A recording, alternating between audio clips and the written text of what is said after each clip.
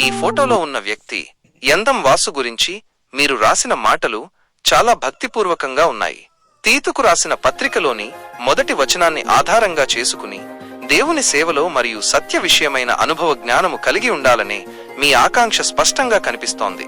మీరు పంచుకున్న ఈ సందేశానికి సంబంధించి మరికొన్ని ఆధ్యాత్మిక ఆలోచనలు ఇక్కడ ఉన్నాయి. ఆధ్యాత్మిక పునాది విశ్వాసము. దేవుడు ఏర్పరచుకున్న వారిలో ఒకరిగా క్రీస్తుపై ఉంచే నమ్మకమే మనల్ని ముందుకు నడిపిస్తుంది. నిత్య జీవపు నిరీక్షణ.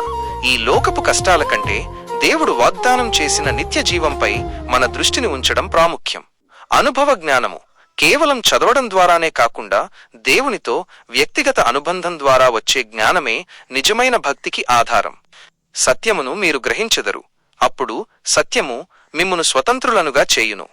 యోహాను ఉదయం 8:32.